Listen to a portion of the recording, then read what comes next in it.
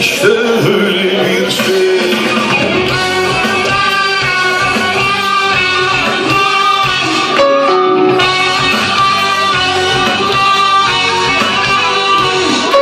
Seni düşündüm dün akşam yine, sonsuz bir umut doldu kalbime.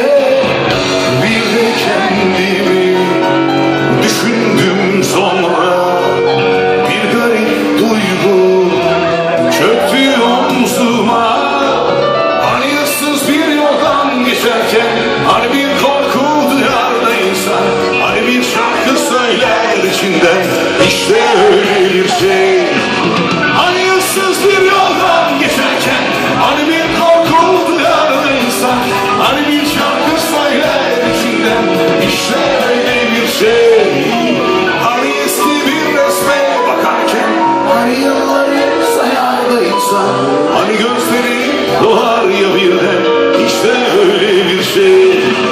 Hani eski bir resme bakarken, hani yılları sayar da insan, hani gözleri dolar ya birden, işte öyle bir şey. İşte öyle bir şey.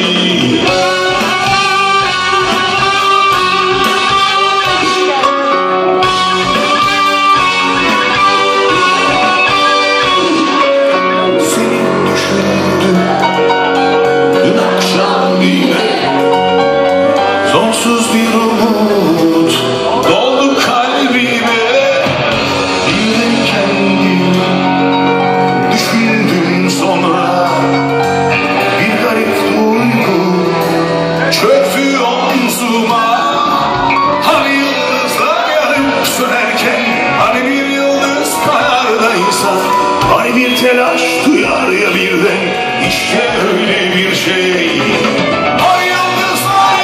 Söylerken, hani bir yıldız kayar da insan, hani bir telaş duyar ya birden, işte öyle bir şey. Hani bir yağmur yağar da bazen, hani yaş güller yağar arkasından, hani şimşekler çakar peşinden, işte öyle bir şey.